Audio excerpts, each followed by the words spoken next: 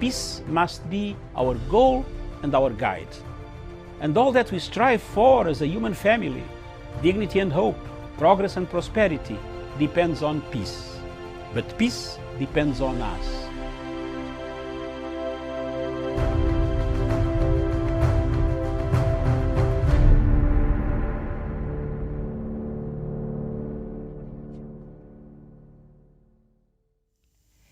Good morning to you, and thank you so much for finding time to join us today. My name is Miriam Ogutu, and the show is The Punch, which usually on Friday we have one wonderful show from 10 to about 12 noon here. So thank you so much for joining us today. And of course, yesterday, President Uhuru Kenyatta gave the State of the Nation address. Of course, that is something he was supposed to have done a couple of months ago, but because of the challenges with COVID-19, it was impossible. But yesterday he made do, and there were a bit of some creativity, even how a few members of parliament were able to be inside parliament, and others, I think, followed the proceedings from outside. But President Uhuru Kenyatta delivered this much awaited the State of the Nation address there, and that will form the basis of our conversation today. What did the president say that stuck out to Kenyans, and even as he highlighted how far he has come in terms of his Big Four agenda and other things that the government have been doing, as well as cushioning Kenyans during these very hard times of COVID-19 pandemic.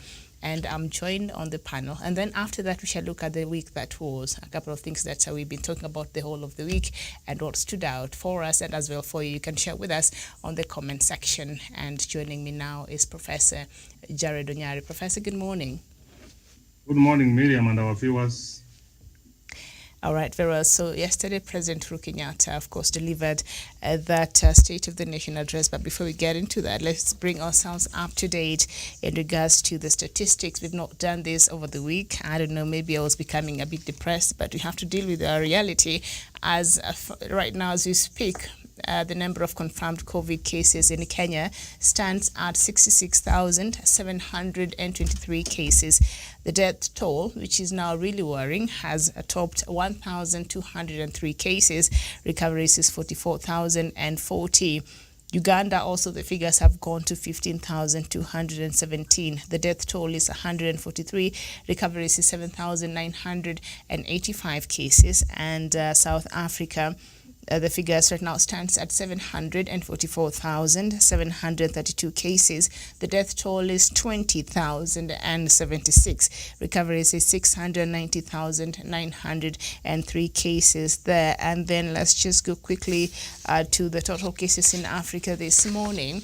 And they top at 1,712,100, and the number of deaths that have been reported in the in the continent due to COVID-19 right now is at 50,012. Recoveries is at 1,373,525 cases, and the global statistics right now are over 53 million, with the death toll being over 1.2 million, and the global recoveries are topping 37 million cases there. So that is just in a nutshell what is going on in regards to COVID-19 in Kenya and in Africa, as well as globally. So now let's just turn our attention to the front pages of the daily and of our daily newspapers here.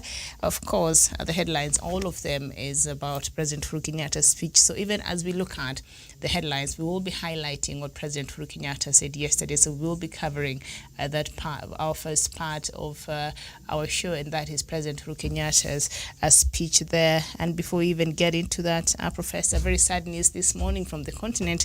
The ex-president of Ghana, Jerry Rawlings, yesterday died at the age of 73.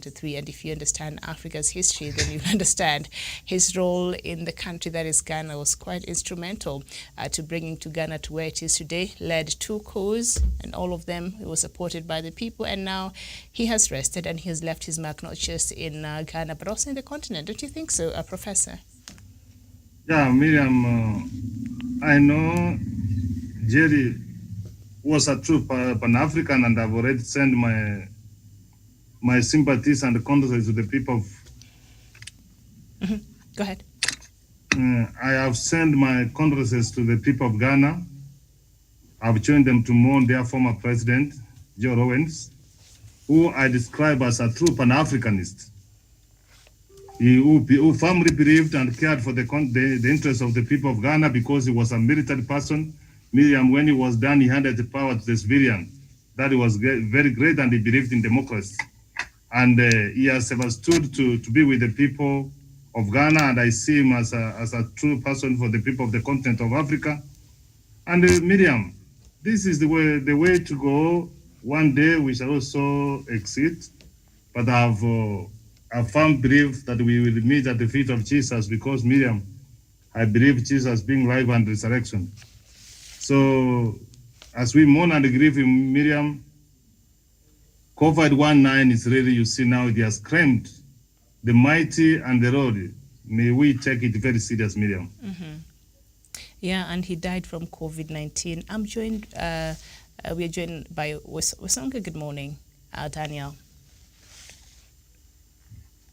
Okay, I think he's still working on his signal there, so once it's clear, he can be able to join us in the conversation. Yes, indeed, and yes, the ex-president of Ghana, Jerry Rawlings, died from COVID-19. So if you think this thing is a joke, if you think you need the police to compel you to wear a mask, if you think you need to be pushed to wash your hands, then something is seriously wrong with you. I mean, at this point, you cannot say you don't have the information that you need, even the cases there in the country continues to go up.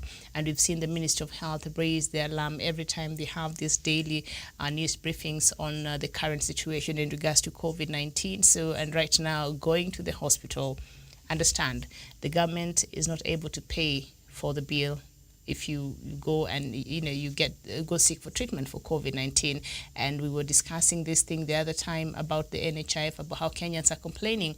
Treatment of COVID-19 is very expensive, all right? So even your NHIF card cannot cover that. So just know, if you get sick and you require some sort of treatment, which your house isolation or your quarantine from the house cannot take care of, you have to be in a hospital, it will cost you a lot. So save yourself that headache. Get a mask. It's very cheap now and readily available all over. You walk around, they're all over the place, so you have no excuse. So take care of yourself and take care of your loved ones. So Kenyans have to understand that right now you're on your own, and you'll pay for it. And you know what, Professor, I think I support this because we cannot compel the government to keep paying for these bills. And when we were starting, it was making a lot of sense because then we didn't know what is happening. But now Kenyans, you have enough information, but you still choose to be careless. Police are still arresting people breaking the curfew hours, not social distancing in these bars and restaurants and pubs and all that. So if you get sick, go and foot up the bill for you. That is not in the government's position to do that, right, Professor? Because right now anybody who's getting COVID-19, it's out of carelessness. Mm-hmm. Actually, yesterday, I remember a friend of mine was carrying out a survey. And he asked, what is the reason why you are putting on a mask? Is it because you fear getting COVID-19 or because you are fearing the police? And 90% of the responses were because people are fearing arrest by the police. So it really makes sense when you say that perhaps we should take a personal responsibility. And you understand that the treatment for the COVID-19 is quite expensive. And if Kenyans do not take responsibility, and they hit the responsibility of the government of the day to foot those bills, 200,000 plus for over 50 million Kenyans, then I believe it's a no mean feat for the government itself even. No government in the world can be able to do that. Mm-hmm. Very well, Professor, you wanted to say something before you may move ahead. Miriam, I was saying that this is a pandemic. Mm. It has interfered with the way of lives of the people of Kenya. And Miriam, you know the behavior of Kenyans, we don't take things very serious. Miriam, this is one area where we need to have a conversation because Miriam, it is a fact whether you are going to wear masks, I wear a mask and you wear. Chances are those who don't wear, they will have it. And in one way, they may give it to you. I can have it, you can have it. So Miriam, this is a conversation, and Miriam, we have to find ways, Miriam, on how we have to caution the people of Kenya. Otherwise, Miriam, the economy has been closed down. People have lost jobs, Miriam. How are the people going to finance this? And Miriam, this is a pandemic, and the people were not even prepared for it so that they can take insurance. So this one area, and I expected, and I don't know why Miriam thinks which benefit the common man, where there is no seriousness. In fact, the way the cabinet secretary for health has been carrying himself, or the kind of comment he's giving, I'm starting getting worried. And as I said, powers entered it. We said, Miriam, we need to have a conversation how we need to caution the people of Kenya, because Daniel said, and you said, a health nation is a wealth nation. Our wealth nation is a health nation. Now that the people, Miriam, are not working now, and we are saying now you stand on your own. Are we not saying that if you get it, you are on your own and you go and die? So this is one area we need to give a priority. And even as we enter the presidential speech he gave yesterday, he said that we are going to build classes, we are going to do those kind. This is the kind of approach, Miriam, that we need to think outside the box and to see how we can caution the people of Kenya. But as much as the government perhaps is doing its part, might not be now, but at least it's doing something to try to address some of these concerns. But Professor, when you walk around the streets, I go to the CBD every day because I have to be there every evening. You see Kenyans, a lot of them don't even care. So that is my problem, because as much as we want the government to come in and intervene and caution, we have a part to play. I don't want to buy that idea. I don't want to buy that idea. Miriam, we have a responsibility. Daniel, wait a moment, Daniel. Yes. Why I'm saying so, the government, when the laws and regulations have been made, Miriam, they have to be enforced and be implemented. So we need to see the police beating people in the streets to wear the mask. Not even beating these people, Miriam. I've been seeing people have been being arrested and they are being charged in court 5,000, 2,000. That is the way to go. If you don't want to follow the law, Miriam, okay, you will be compelled to follow that law. You will be compelled to follow that law. So in one end, when you see these people walking around, Miriam, there is someone who is not working. All right. I would just think the police officers have already enough to take care of. But if Kenyans need them to be out there in the streets to chase them, for them to wear a mask, I think it's a shame. And that talks a lot about us as a people. And Professor, I get your point, but it's just wrong. It's just arrest them and charge them. I think we should even make that money more. And also, we have to factor in, if the police are going to arrest people, how many people are they going to arrest? Because I believe, also myself, I walk around and I'm so much alive to the reality that is out there. And recently, last weekend, I went to meet a friend who was with other 3 friends. And the moment I reached there, I noticed that I was the only one with a mask. And once I greeted them, the comment that came in next.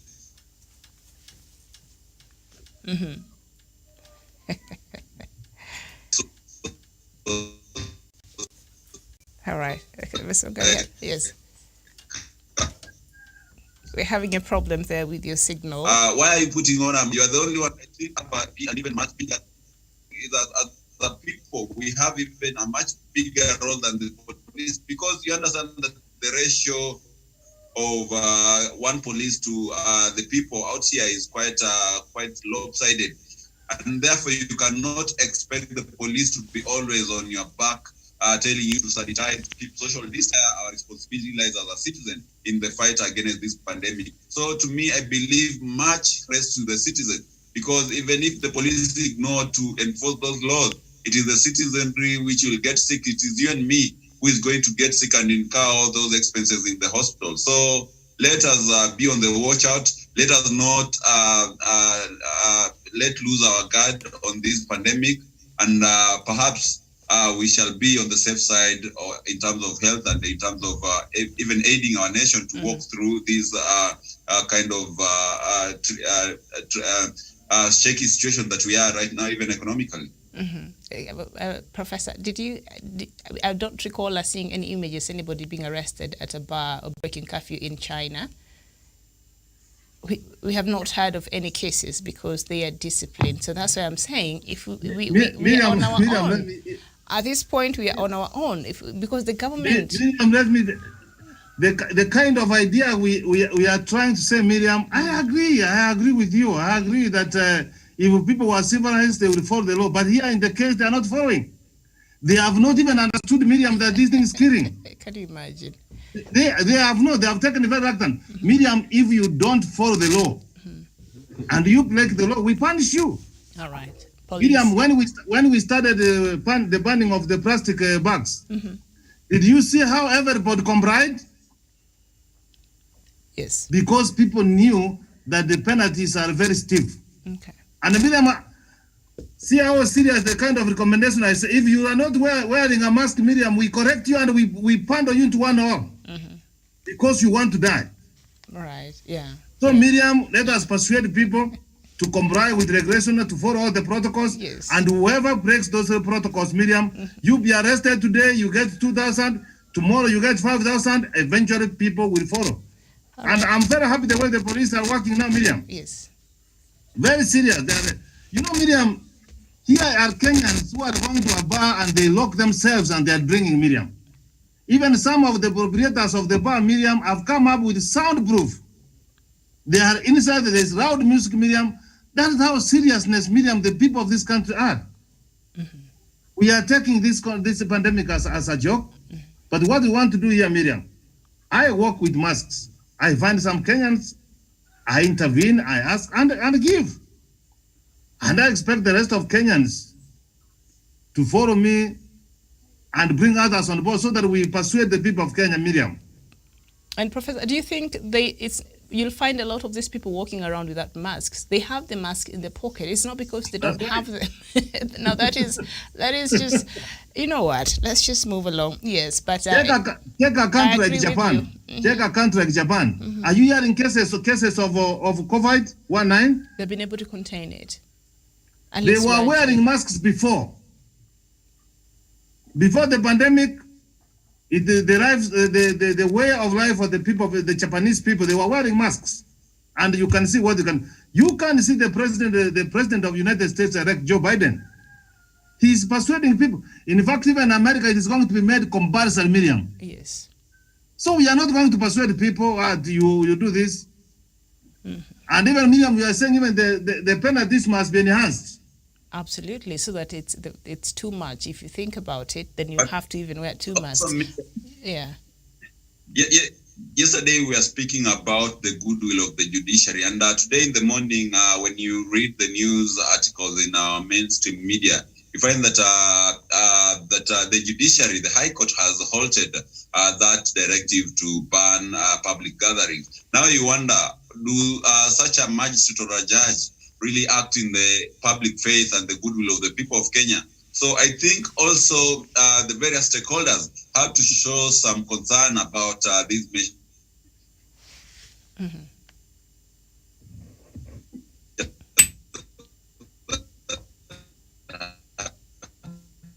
All right. We're having a problem. By the government. Such a very same directive by the government. It really begs you the question on whose will are they acting, on whose behalf are they acting. So to me, I think as much as we call on the people to adhere to these measures, also the judiciary has to help the government of the day, and also the various stakeholders have to play their part, Miriam. And I'll just have to keep reminding Kenyans, you're on your own. When you're arrested, you'll pay for those fines. When you get sick, you'll go to the hospital and you'll pay a lot of money. And no, the government should not be footing out these bills. I agree with you. We are joined by Karanja. Karanja, good morning. Good morning, Miriam. Good morning to Professor and Wesonga. And good morning to our viewers, wherever they are watching us from. Thank you. All right, very well. So we were just looking at these COVID-19 cases and how much they've shot up, and we're still seeing Kenyans being arrested in bars. And every time I watch this news, I just get so annoyed. Do these people not watch the news? Do they not know what is happening? Do they not know how COVID-19 ravaged a country like Italy, which they're just trying to get back to normal, and the number of people that are dying even in the United States? Do they not know what is happening in the world, or our attitude is just off? And why are people still being arrested, past the curfew hours, being locked up in bars? These establishments, their licenses need to be revoked completely and totally, because this is quite irresponsible. Jevan, what do you mean? What do you think? Yeah, Miriam, if you look in the recent weeks, the number of COVID-19 are rising every day in, every day out. Therefore, these are serious things, and I think the government of the day should wake up and make sure that, Miriam, they are reluctant, and that is why Kenyans are feeling like this thing is a joke. And you see even some Kenyans saying that those numbers, they are cooked figures, and you wonder which kind of a thinking is that. Even that thinking at its own is corrupt, because you can't say that these numbers are cooked. But the government should wake up and ensure. Miriam yesterday said if it means using force, let it be, because Kenyans, we are known to be indisciplined. And that is the problem we have, because Kenyans will not follow these regulations unless they see a police around, unless somebody is arrested. That is when they will adhere to these regulations that we have to curb the spread of COVID-19. Miriam, it is worrying that we Kenyans, people are dying, but you hear somebody saying that unless they see a friend or a family relative who has died because of COVID-19, that is when they believe that this disease is real. And that this kind of mentality is there, and that is what Kenyans are thinking. Because Miriam, even not only there in Nairobi, even in these towns in Nanyuki and the other towns around this area, people are not wearing masks, people are not washing their hands. Some places they have no even water taps to wash your hands also. Therefore, these kind of things, the government should make sure that if means using force, let it be used. Because Miriam, we see people adhering to these rules in the first weeks of COVID-19 in this country, because force was used. Now people are reluctant. Miriam, but something else. Our leaders are the ones who have shown us these kind of behaviors. Because if they adhere to these regulations, if they wear a mask, if they don't go to these crowded places, Kenyans will follow suit. But the kind of leaders we have, they are reflection of the society that we have. That is why they are indisciplined. Kenyans are indisciplined. The police officers who are supposed to maintain law and order, they are coming without mask. How will they arrest somebody when they don't have a mask? They are also at risk of spreading the disease. Therefore, this kind calls for everybody in this country to adhere to these regulations, and we go on fighting this disease. But as it is now, everybody is to be blamed in this country, because we are the one who is spreading. Because Miriam, it is also funny that maybe, for example, I wore my mask and I go around with my mask, but everywhere I go, people are not wearing masks. Therefore, they are putting my life at a risk. Therefore, we need all of us to wake up and make sure that we fight this disease collectively. All right, very well, Ajeva, thank you so much. And you're saying all of us are to blame. No, I will never leave my house without a mask. When I step out of this desk, I'll go wear my mask. So those who decide to be responsible, may the Lord catch up with them, as Professor there said, and Javan, as you have added there your voice. So now let's just look at other news before we turn to our main attention there, and that is President Uhuru Kenyatta's speech yesterday. Up there on the Daily Nation, it says clergy oppose BBI proposals, call for changes. All right, Church. Now, the Catholic Church has joined growing calls to amend the Building Bridges Initiative report, listing 4 contentious proposals to amend the Constitution it once dropped. The Kenya Conference of Catholic Bishops yesterday said the BBI report requires serious panel beating before it is passed, amplifying calls to amend the report, which have been resisted by allies of President Kenyatta and ODM leader Raila Odinga. Now, earlier, the Fungamano Joint Forum of Religious Organizations, that is also another forum, not the other one that we're looking at yesterday or the other day.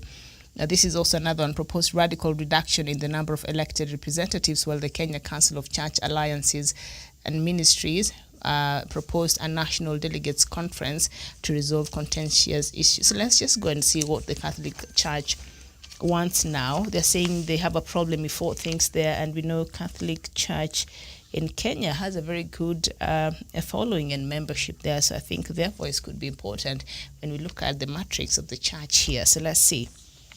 So yesterday, the Catholic bishops cautioned against reintroduction of an imperial presidency, a bloated parliament, compromising the independence of the judiciary, imposing a police state, and a dangerous proposal on the Electoral Commission. So those are the 4 issues that the Catholic Church now is saying it has in regards to the proposals that are contained in the BBI. So, Professor, I'll start with you. From what the BBI is proposing, according to the bishops there in the Catholic Church, they are saying that this, number 1, will reintroduce an imperial presidency. Miriam, is that the charge? This Catholic church, the Catholic guys have been thinking that they have been standing for what's right in the society. Miriam, let me tell you, even these Catholic bishops, whom have they consulted? Have they consulted their members? What Miriam was happening here, the citizens of this country give their views. The Catholic Church as a group, they gave their views, Miriam. And the Miriam, maybe we want this process to come into an end.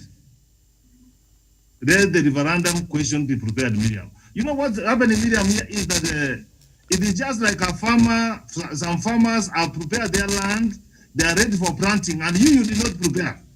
And now you start telling them, you look here, guys, wait for me so that I dig my farm, I prepare so that we plant together. So, Miriam, where we are, Miriam, those are fears we did not have of Miriam. I'm telling you, Miriam, the system we are going to, Miriam, is not expensive. Because the deputy prime minister, the prime minister will be a member of parliament. And they will be earning the salaries of the members of parliament with the allowances of being as ministers. And Miriam here, see here, the president is the head of government and the head of state. And now we are trying to share power. He becomes the head of state, and someone becomes the head of government, the prime minister. Is that now an imperial president? All right. So this is their thinking, Professor. The bishops criticized the proposal for the president to appoint the prime minister and 2 deputies, to give the president the power to appoint the prime minister, and the 2 deputies risks consolidating more power around the president, thereby creating an imperial presidency. Now, this amendment could be creating the same problem it's set out to solve. They said in a statement, the expanded executive was supposed to reflect the face of Kenya and tame the winner-takes-all structure. So what they're saying, they do not actually have a problem with the expanded executive. But the problem they have with that is that the president will have to be the one appointing the prime minister and 2 deputies. So that means that the president will still be yielding more powers, and that is what they term as the imperial presidency. And they're saying, no, we cannot go back to Moi now. Miriam, here, does the president not appoint the chief justice? He does. Is the chief justice not independent, Miriam? Yes, the president will. Who does not the president not appoint, Miriam, in this country? Maraga is very independent, just so you know. No, let me tell you. Who does not the president not appoint in this country? He even appoints the deputy president. He's the one who says, "No, my Miriam, come and be my deputy." What I'm trying to say, Miriam, the president will appoint the prime minister, and he will be accepted in parliament. He's not going to say that, Miriam, just be a prime minister and people just accept like that. No. Parliament still has got its role of vetting and accepting an appointment which is made from the president. How do they want it to be? They are saying they doesn't want the president to appoint. Because if the president does not do that one, Miriam, see what will happen. We will be having 2 centers of power. Let me just tell you like that. See, like now, the deputy president does not report to work. He's campaigning with the 2022. He's going around giving wheelbarrows and Mwampaten and floating all the rules of COVID-19. And the president doesn't have anything. He can do for him nothing. So, Miriam, why we are saying that the president appoints is to ensure that we don't have 2 centers of power. All right. Daniel. Yes. So now the clergy, the Catholic bishops, they are cautioned against reintroduction of the imperial presidency, and they don't have a problem with the expanded executive. So maybe that is a relief. But for the PBI, supporters there, perhaps for the president himself. But he's saying giving the president the power to appoint the prime minister and the 2 deputies, that one will be going back to the days of Moi, where he would hire and fire at will. So they're saying, no, we'll be giving the president too much powers. Is there cause to worry? Daniel? Yes, Miriam, yes, I think the clergy is a bit dishonest in their assertions, and they're not being fair to the people of Kenya in that perhaps they understand that the problem that we've been having as a people has been coming from the presidential politics of the winner takes it all. And if they don't allow the executive to be expanded, then it means that the question of inclusivity will be out of question. So to me, I think they have to...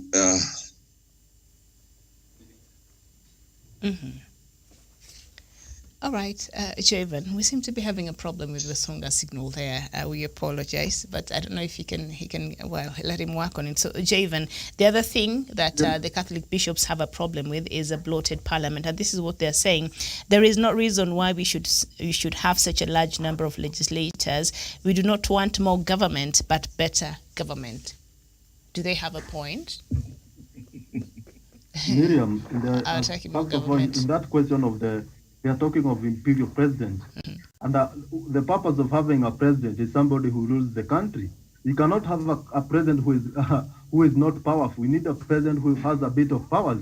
And in that case, the president appoints everybody in this nation, from the deputy president, as the professor says, as the chief justice, where they having a problem when he appoints the prime minister. And Miriam he will appoint, and then the parliament will approve.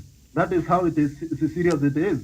And Miriam, the issue of having an expanded executive is not a matter of having the prime minister also. It's a matter of creating something called inclusivity, and to look like we have a national leaders who reflect the kind of country that we have. Miriam, let me tell you, the president, the prime minister, the deputy prime minister, the vice president, will not come from the same tribe. They will come from different tribes of this nation. Therefore, this will have a national figure, a national look, and the people will feel like those people have not produced even a deputy prime minister in the entire period we had independence.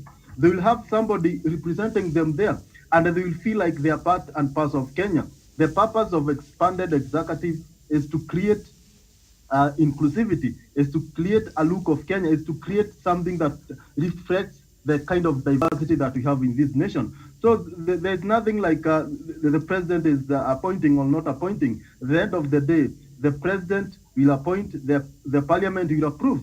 If the parliament approve, and the parliament have been approving the bills that we have, they have been registrating on our behalf.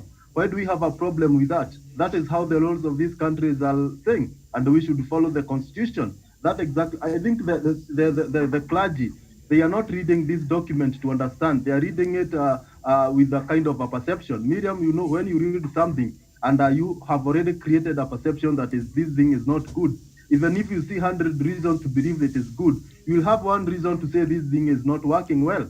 Miriam, it's the same pastors who were telling us in 2010 that the current constitution allows abortion, allows homosexuality. But at the end of the day, we had the constitution, but you have not seen those things happening in the limelight. Although the Kenyans are doing them, it's not say they are not in the constitution. Therefore, these are people who are known to create a kind of confusion in these matters, especially the church. And yesterday I said that the church, if they are serious with what they are saying, they should speak with one voice. Miriam, the church is a church.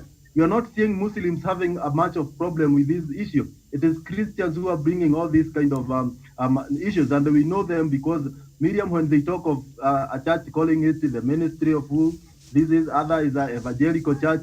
All of these things, they read the Bible. Let them sit down and come with one issue that they feel it should be agreed, because they all serve the Christians of this country. And that issue of talking of a bloated and expanded parliament that has a number, Miriam, we need all Kenyans to be represented. It's not a matter of how much the number of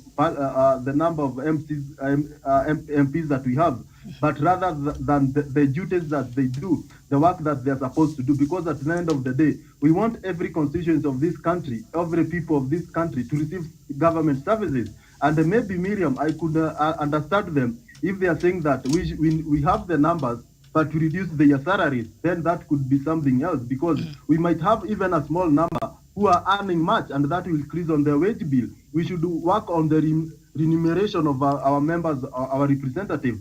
That is where the problem is. The number is not a big issue, because we might have 100 MPs and 20 senators, but the amount of money that they are taking home will be quite ambiguous and very big, and that is not the way we want these things done. Therefore, let them talk of remuneration of our members of parliament. But as we currently have the 290 constituency, the 47 counties, I think that number is fair for all of us Kenyans, because everybody is feeling the representation, and the 70 added appointment representation. They will ensure that we have a gender equality, we have representation of marginalized community, the youth, women, and so on. Therefore, these are kind of a thing that I think is a progressive issue. On that issue, I disagree with the members of the clergy. All right, and Emmanuel. Let me just make this point once more. Yes. You know, those people who are opposed to this document, they have failed to come straight forward and say that we are opposed. They are putting obstacles. Miriam, tell me, when we had BBI 1, we were coming with regional government and we were even reducing the counties. Who will accept for their counties to go, Miriam?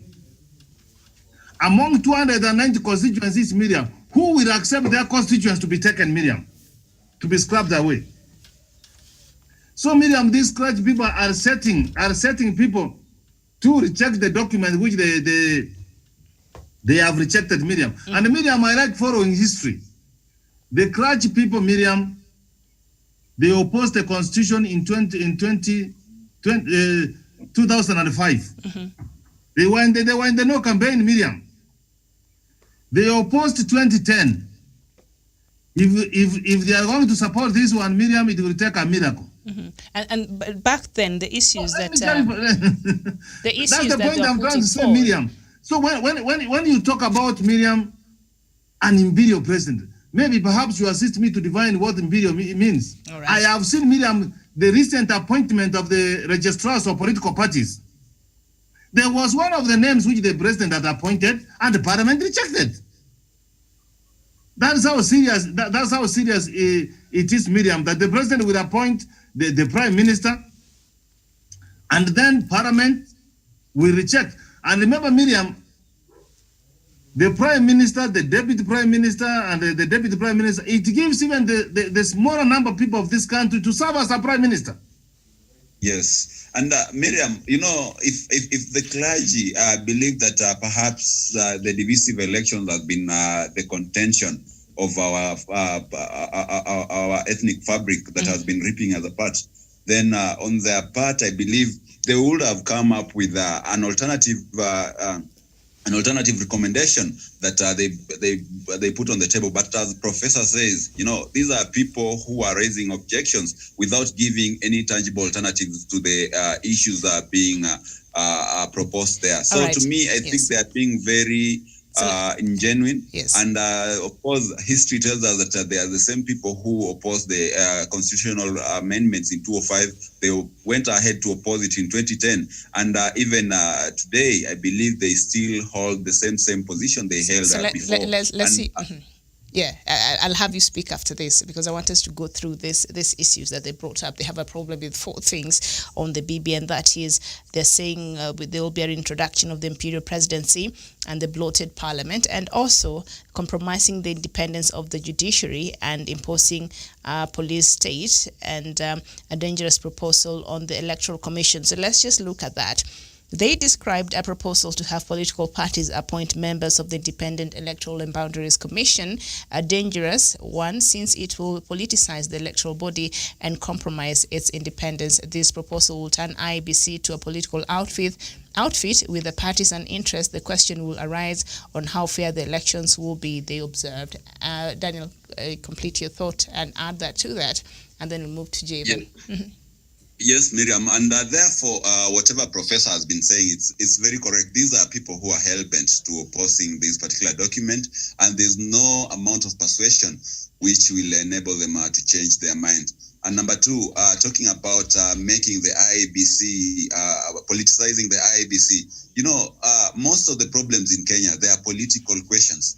And political questions require political solutions and answers. And therefore, I remember we discussed this topic a while back, and we said that for there to be fairness and to appear that perhaps every political party feels that they are being represented at the helm of the electoral body. It's only fair that they are given some window of opportunity to propose a name of their persons who they deem that they are good enough to sit on that particular commission. That just the same way, the same formula they used to form the committee, the steering committee, where the president said that they gave the deputy president gave 3 names, he gave 4 names, and the other side gave 7 names, so that at the end of the day we have a bipartisan formation which will be able to address the issue of divisive elections.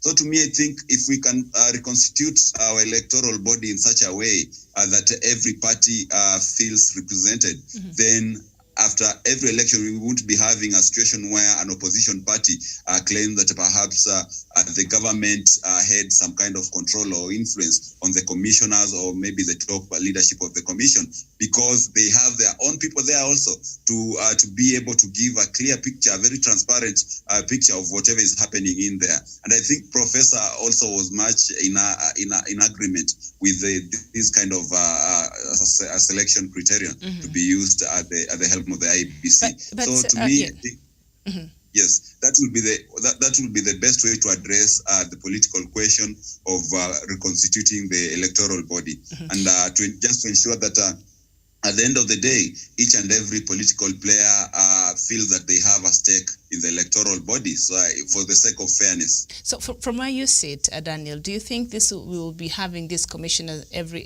5 years? Because from what we see in this country, political parties keep taking a different outfit every electioneering year, so that means you'll have to keep changing them. Will this not cause some instability in the commission? Miriam, now you know they say necessity is the mother of the invention. So whenever we have such arrangements in our constitution, the law stipulates that political parties have to appoint the top leadership of the IEBC. This will put an obligation even to the political parties themselves to be consistent and to remain like that for years to come. You know, as it is right now in Kenya, KANU, Ford Kenya, and ODM, at least these are parties which have been there for over 2 decades, for over a decade or so. So to me, I think once we have such particular formation of arrangement, then it will also put that obligation. It will tell parties that look, if you want to have a voice in the electoral body, then you have to put your party in a consistent path. You have to make sure that you have a very stable political vehicle which will increase your bargaining power when it comes to selection of these commissioners and the chairman and the vice chair of the IEBC. Okay. So that one will also, to some extent, it is like killing 2 birds with a single stone, because it will help sort the mess that we've been having in terms of our political parties. Because you understand that a party like PNU only served the purpose of 2007 election, and once its purpose was done, Mwai Kibaki won a second term. The party was gone. We have seen parties like TNA, we have seen parties like NAC coming and going even before you fathom whatever is taking place. So to me, I think that will also help to bring some sanity in terms of political parties and in terms on how we play our politics. So it's at the end of the day, Miriam, I believe it's a good agenda, and it will settle the anxieties and maybe the suspicion that has always been there between the political players. And as I said, all right, well, I'll have to get to somebody else. I'll come back to you, Daniel. I'll come back to you. I have to go to Javen because I need us to run this through, because we have that President Uhuru Kenyatta speech yesterday that we have to look at. A couple of things that President Uhuru Kenyatta raised there that we need enough time. So I'll come back to you, Daniel, on the same, because we still have another point that I need us to look at. But Javen, the Catholic bishops are saying the proposal will turn IEBC into a political outfit with partisan interest. The question will arise on how fair the elections will be. Do they have a point? Yeah, Miriam, and I think going forward, we need to see these people who are opposing the BBI. One, they should be giving us solutions, and number 2, they should also be telling us where they feel the document is good, because Miriam, you cannot criticize the whole document. They should also be telling us this and this is good, this is what we don't feel is okay, but this is our solution. Miriam, I would like to hear and to know what the church should propose, how the commissioners should be selected. Because Miriam, I don't feel like even if the church was given that mandate, the kind of churches that we have in this country, they are political churches. These churches, they are more than politics. Miriam, they cannot even be trusted to select such kind of commissioners. And Miriam, the kind of people who take these, the people who play in these political games, they are the politicians. And if they agree that the best way they can do is to nominate some of the commissioners in the IEBC, then that is a good move, because at the end of the day, they are overseeing a political process. This is not any other process. This is not an economic or a social process. This is a political process. And if the players in this game feel like that is the way to go, then that should be the case. But for me, I feel like the political parties, the bigger, and this one should be made clear, the bigger political parties should be the one be given an opportunity to appoint or to nominate some of the commissioners in the IBC, so that in future we'll have political parties that have content, political parties that are based on ideology, so that these small parties, these community parties and the tribal parties, they will disappear. At the end of the day, we'll have two big parties. Maybe we'll have two or other three small parties, but the big parties that look like a national parties, that reflect majority of Kenyans, those are the kind of parties that we are talking about. All right. Because at the end of the day, we'll have a party that reflects and has support from all other communities. That should be the parties. Therefore, we should also work in our political parties to ensure that we have political parties. For example, we should have a party that can sponsor a candidate in Kisumu, in Nyeri, in Eldoret, and all other places of this country, them to other parties, so that we have strong parties that are acceptable in the whole country, so that when you come in, for example, in Mount Kenya, you'll have one, you'll not have one dominant party, but you'll have like two parties. Therefore, people will have an option to choose where they want to go. But as we have now, Kenyans don't have an option. If the political party comes from your area, then you are quite sure that the members of parliament, the majority of the senators, what do you mean Kenyans don't have an option? From that party, and that is where the problem is. Therefore, in future, we should also concentrate on having good political parties, so that if they appoint these commissioners, we'll be quite sure that these commissioners, they are reflecting the will of Kenyans. But as we are now, I think, let's do it that way. Let the political parties do it, because at the end of the day, these are the same people who will bring divisions. If they say the election was not fair, they will tell us their commissioner was there. What happened? All right, hold them responsible for the kind of commissioners they appoint. Okay, very well. Professor, I know you've been waiting to give your input on this, and Jevan is telling us right now we have too many parties and Kenyans don't have an option. I'm thinking we are spoiled for options. The last I checked. Miriam, Daniel, and the Javan have argued very, very, very well, and I share with them those sentiments. But let me just have this to say, Miriam. In a family, you may have children, but you may have your favorite child, but you don't show the rest of this. It happened. It happened in the Bible. Jacob loved Joseph more than the rest of the siblings. It happens, and they're all your children. So the fact that the political parties don't appoint those commissioners have got a ring, Miriam. I have no doubt. But when you go there, you go to serve the people of Kenya.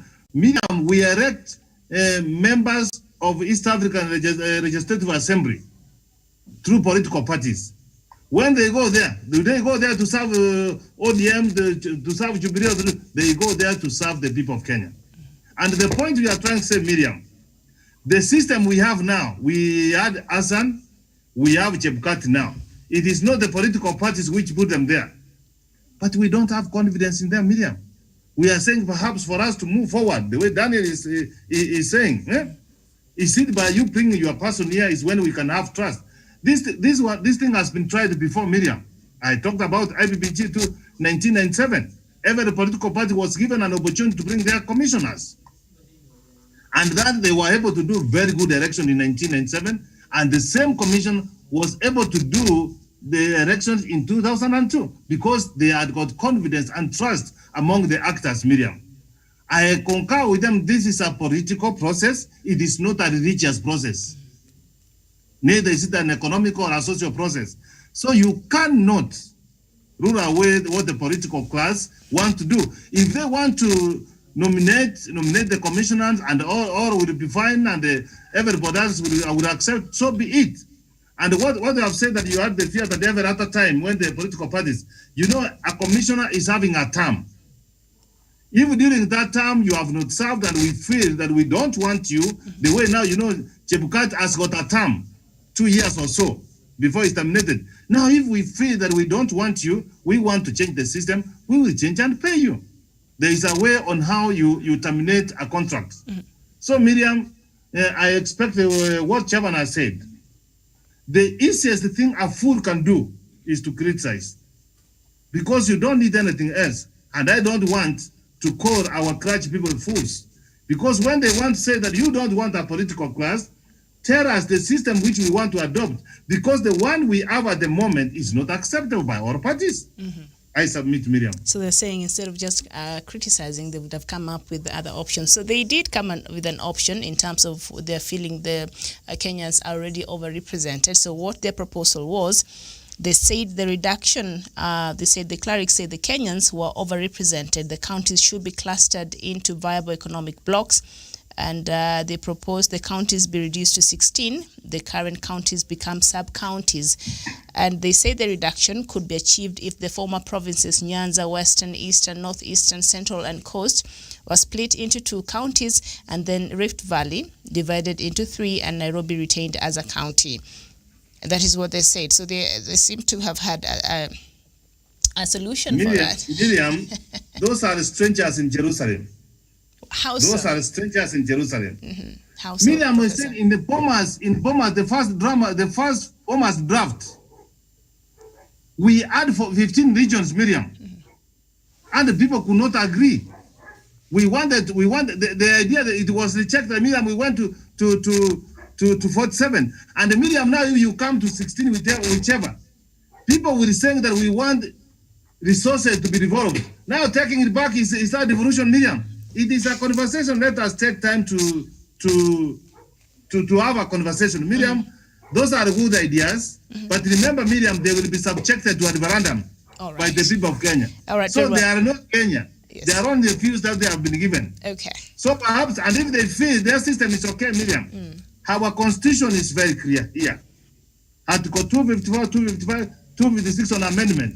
Let them just correct 1 million signatures. Let them have a referendum question. They tried like Kuru Court. Okay. Or the way Okoa Kenya tried.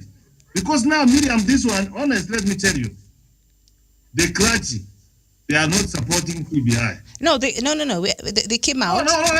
No, let me tell you. No, these Catholic bishops. You give the conditions which will be rejected by the people. But this is what they said. This is what they said. Daniel, before you come in. That was dragged on Bomas 1. Okay. The original Bomas. It was rejected. So now you want to blame? Okay, so can I read what they said? Before you come in, Daniel, before you come in, this is what the bishops said. The bishops clarified that they were not opposed to the BBI report as it has good ideas. No, Daniel, let me finish, please.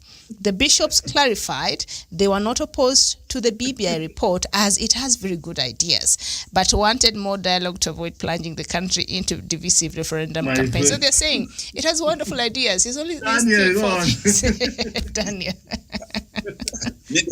Yes. Let me assure you, as sure as the sun will rise tomorrow, these people are going to be the biggest proponents of the no camp, and perhaps they're even going to sponsor it. And they know, deep inside their hearts and their conscience, they know that perhaps they're just doing mind games. They're just playing delay tactics. At the end of the day, when the battle lines will be drawn, Miriam, these are the people who will be at the forefront, really opposing this particular document. So let no one lie to you that they have a goodwill of maybe having a consensus or maybe coming to any common ground in terms of the changes that they are proposing. All right, Karanja.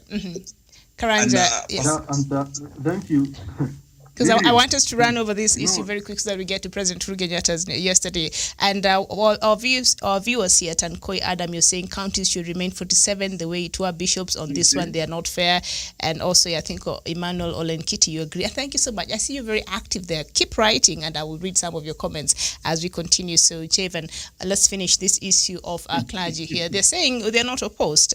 In fact, BBI has other wonderful ideas, but it's just those four things that they have a problem with. And we've not even looked at the police, because also they have a lot of reservation in the police commission. Go ahead. Miriam, and if from the whole document, they have an issue with 4 items, and the whole document has more than 100 items. If it was an exam, and you get 96 out of 100, that exam you have passed. Therefore, they should tell us the document is good, and we go for a referendum. Those small issues, like what they are talking about, we can deal it after we go through the referendum. If they agree that the document is good, Miriam, and the 96% is good, why are they concentrating on the small issues when the document is full good? They are not talking of devolution. They are not saying that the amount will be increased to 35. Therefore, they have something to celebrate in the document, but they only have a problem with the 4 items that don't even touch on the church, that don't touch even with other issues. They deal with the common 190, and the common 190 is the one who will make the final determination in the ballot if we go for a referendum. Therefore, the church is just acting, and they are just there because everybody is making their voice heard, and the church was feeling like they have been left out. This is the time they have to make their voice. Miriam, I wish they represented those views in the validation process, steering committee, so that they could have been captured on. But now they are giving a solution when the train has already left the station. They can wait with that. They have good ideas. We can wait. This constitution is not a rigid document. This is a document that will keep on changing. Therefore, in next time, we will consider their proposals, and maybe they will be the first one to be granted a position in the changes that will come in future. Because this constitution is not a rigid, it's something that will keep on changing. It's a dynamic, it's a document that will keep on changing as time goes. Therefore, this document will change in future. Therefore, in future, we can also bring the 46 regions that they're talking about, if Kenyans agree. But at the end of the day, the Kenyans will make their determination. Therefore, the clergy should relax. And I feel like the church should be united. The problem with our church today is they are political. They are part of the politics that we have. We cannot trust them even in a small issue like appointing commissioners, because we know who they represent. They should be a good church that stands for the rights of the people of Kenya, that stands for social justice, that stands for economic equality. But they should not be there to stand for few political giants in this nation. All right, Daniel, do you want to... Daniel, okay. Professor, do you have anything else to add on that before we move on to President Miriam, the clergy were given the opportunity to give their view, and they gave. And Miriam, let me hear this. If we allow everybody in this country, border, mitumba sellers, pumpkin farmers, whatnot, everybody, the hawkers, everybody to give their views, how will the document look like, Miriam? What is wrong with the pumpkin farmers giving their opinion, Professor? Yeah. Everybody wants it. Even the pumpkin, they said, our views have not been captured. How would the document look as? I don't know where that came from, but yeah. We will have a big forum of the book to look at. So, Miriam, what we need to do, we have had their views. Those are very progressive, Miriam. Let us deal with the referendum. Once we are through with the referendum, Miriam, 10 years from today, we will be auditing the constitution, Miriam. If we find what we have said in BBI is not working, we can reverse, we can retain, we can remove. But what I want to tell you, I've told you, when someone tells you, I am not opposed to this BBI, but Miriam, the opposite is true. And Miriam, I have seen consistently, the people who have been opposed to the BBI, they are the ones who are asking for consensus. All right. They have changed from anti-BBI to consensus, and they know the things which they are saying which can bring us together is the one which is going to divide us more. And what they want to do, the way Daniel has said, they are buying time. Remember, Miriam, we should have known done the referendum by August, we are done. All right, very well. So wacha tuachane na maneno ya clergy and let's get into President Uhuru Kenyatta's speech yesterday. And of course, let's look at it from what the Standard is saying and how it covered what happened yesterday. And on the front lines there, on the front pages, the headlines, it says, Uhuru pushes for consensus. Keeping the peace, President tones down political rhetoric with major achievements of his government, dishes out more goodies to new businesses and rallies leaders to put public interest first. And down there, he's quoted as saying, Kenya is greater than any individual. Indeed, Kenya is greater than the sum of its citizens. We are a beacon of hope and a role model for progressive African social democracy. And then on Big Four agenda, it says Uhuru recasts the Big Four agenda as strategic pillars for post-2022 development, asks members of parliament to pass BBI report, and on education, ministry to release the 2021 academic calendar in 2 weeks, all students to resume classes in January, and on economy, entrepreneurs not to pay for single businesses permits or taxes in the first 2 years. Oh, that's nice. Let's look at the whole story on page 4 of the Standard newspaper. And President Uhuru Kenyatta yesterday steered clear of the controversial debate on whether to open up the Building Bridges Initiative report on further amendments, even as pressure piled from different quarters. So that train already left the station, clergies. And while the head of state was expected to give a definite position on raging issues around the report he views as the path to greater national unity, inclusivity, peace and reconciliation, he appeared to skirt around the matter as he delivered the 7th State of Nation address in Parliament building yesterday. So I want to look at the things that President said. So objectively consider the Big Four agenda: food security, manufacturing, universal healthcare and affordable housing, were Uhuru's official blueprint after re-election for the second term in 2017, and for the last 3 years were identified as the legacy projects of his government. So this is what President Uhuru Kenyatta said, even as we mooted the 4 intentions. The government already has successfully delivered 1,370 affordable housing units through test case projects at Park Road, completed ahead of schedule and within budget. And this one's at near Park Road. I pass there often, nearly every day. So yes, those houses were completed and they're quite really lovely. So yeah, he's been working, Professor. So Miriam, I was so much impressed with the president's address to the nation, and he was trying to tell us the state of the nation as required of him by Article 132 of the Kenyan Constitution. Miriam, what he was doing was very constitutional. That's what is required of him. He tells Kenyans what he has done, what he's doing, what he's intending to do. And Miriam, what you need to do is that we are in a very, very difficult times, in a time for the pandemic, Miriam. It has shut out the economy, Miriam. Kenyans are suffering, Miriam. Kenyans are not even able to afford or meet the medical expenses, Miriam. But be it as it may, Miriam, the president is focused to the Big Four agenda. And Miriam, one of the things which I need Kenyans to understand, Miriam, it is that the Big Four, Miriam, they have been extracted from Vision 2030. So the fact that, Miriam, that he may not be able to complete some of his Big Four agenda before he leaves in the office, it is work in progress. The fact that you have given a testimony that you can see those houses, regardless what number it is, you can see that it can be done, it is doable. Miriam, this is great. The other day, Miriam, you saw him launching the transport in Nairobi. He is trying to address that. And Miriam, even in this midst of COVID-19, he has also been asking that every Kenya that we work together, members of parliament. And in fact, Miriam, we are going to build 12,600 classrooms by January, Miriam.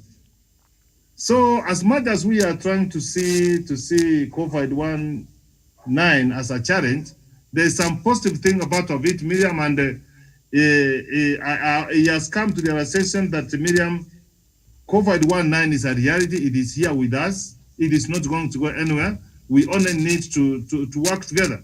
So, Miriam, I'm happy because it's for Big Four agenda is on course. Even if he promised us an irrelevant, I'm sure he will come home with a rabbit. Okay, Professor. So under the affordable housing, there, of course, the units there at Park Road are at 1,370, and they've all been completed ahead of time. And under that, also, President Uhuru Kenyatta said his government is working for successful incorporation and capitalization of the Kenyan Mortgage Refinance Corporation. Kenyans to expect lower mortgages and improved access to affordable housing opportunities. Also, land banking initiatives to secure land for over 200,000 affordable housing units and successful transfer. These are the things he's been able to achieve, by the way, under the affordable housing pillar.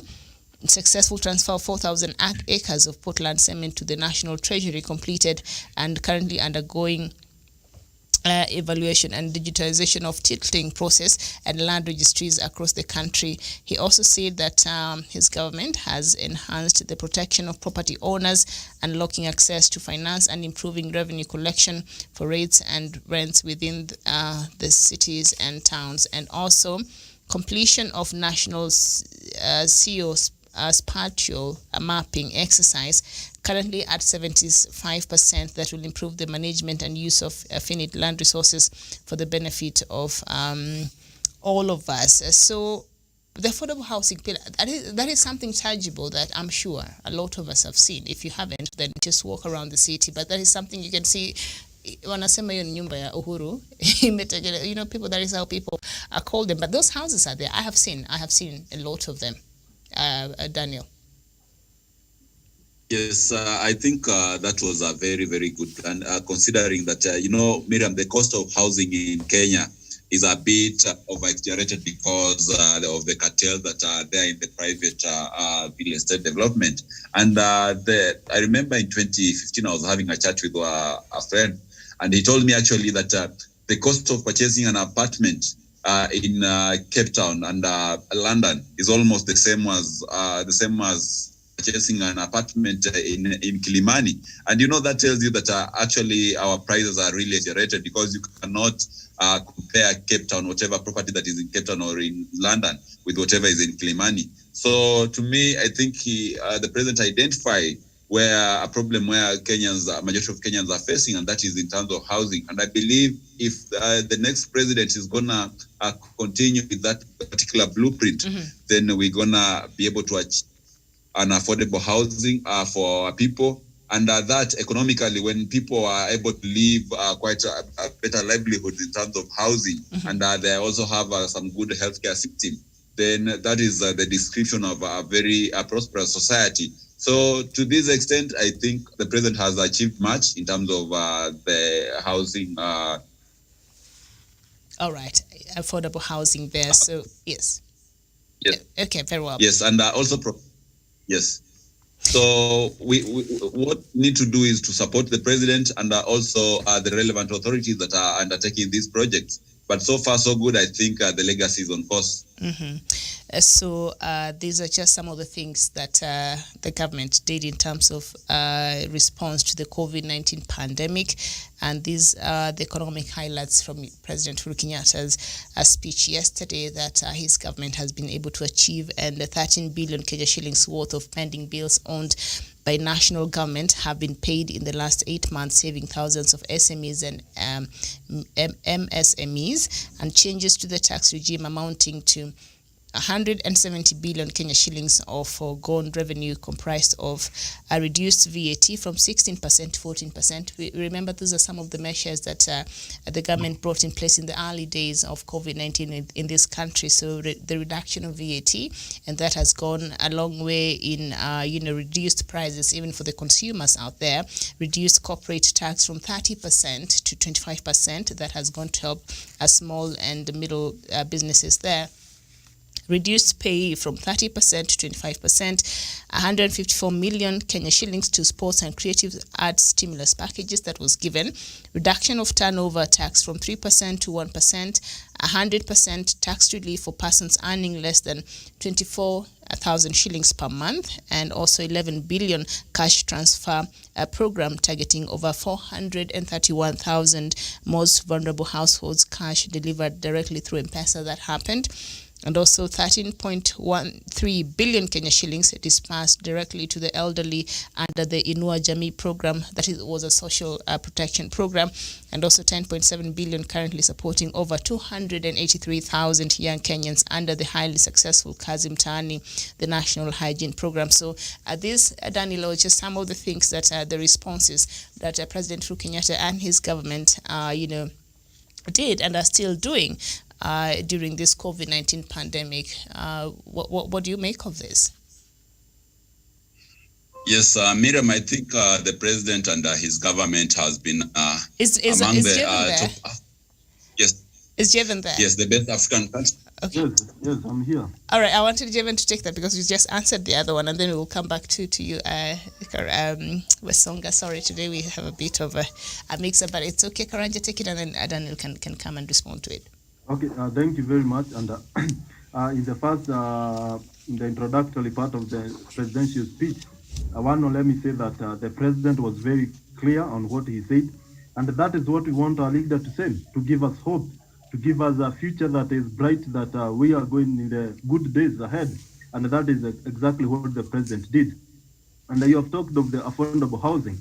Miriam, shelter is part of the basic needs that a human being needs. And when the government works to make it affordable to Kenyans, then that is a great thing, somewhere we can give credit, because at the end of the day, Kenyans will have housing at low cost, because we know, Miriam, to purchase land, especially in the towns of this country, it is quite high. We have even these houses that they are expensive, but when the government offers a solution to the people of Kenya to have affordable housing at low cost, then that is a good thing, and they are doing good.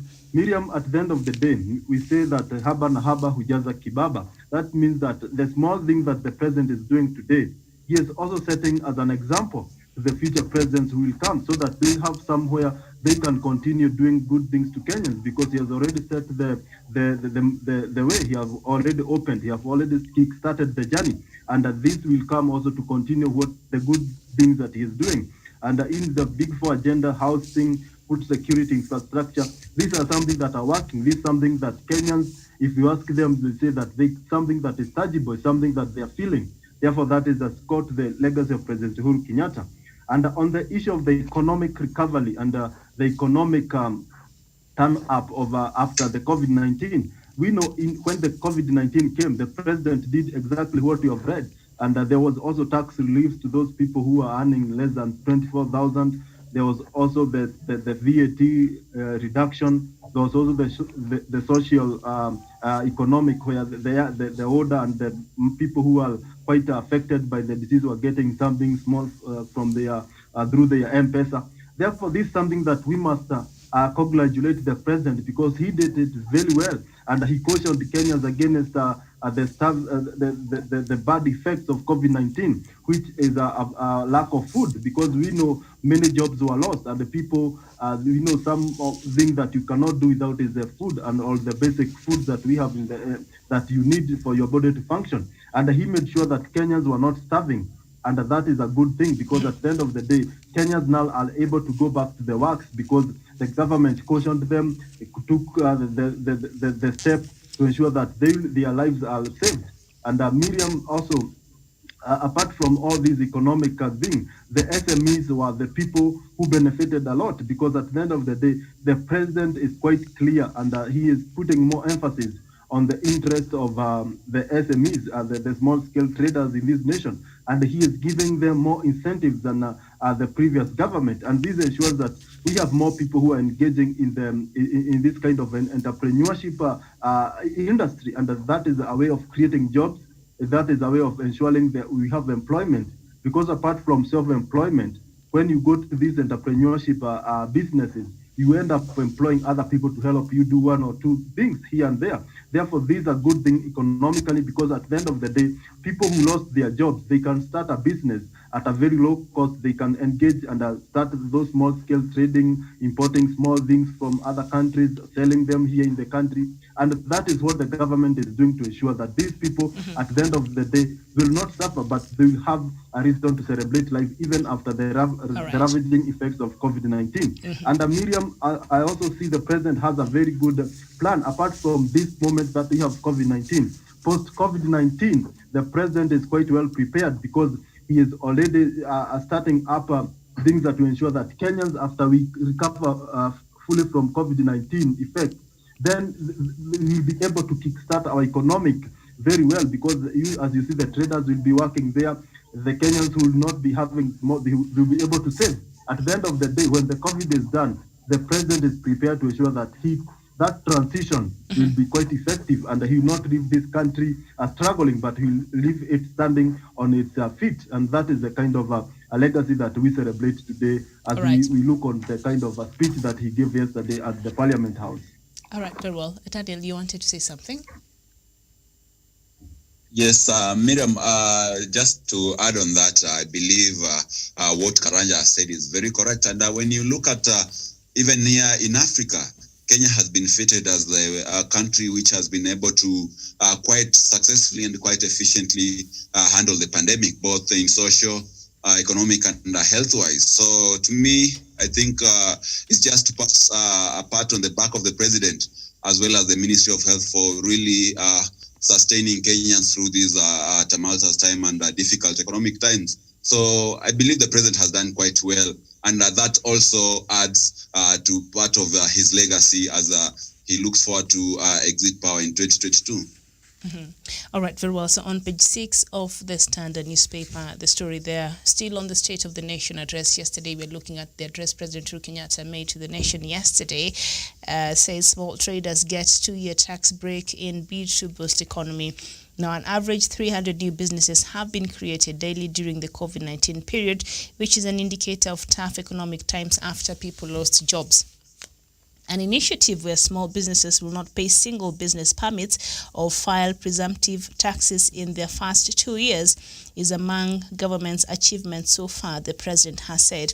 While giving the State of the Nation address yesterday, President Uhuru Kenyatta also asked Parliament to pass the National Aviation Management Bill, which would set the national carrier Kenya Airways, that is KQ, on the path to nationalization. This development said the president were among his administration's economic priorities in the last year. Uhuru said in the period, the government placed measures aimed at revitalizing an economy ravaged by negative effects of COVID-19. So we saw the no single business permit for new businesses registered in Nairobi. Construction of a Nairobi Express project ongoing. That this was the scorecard President Kenyatta.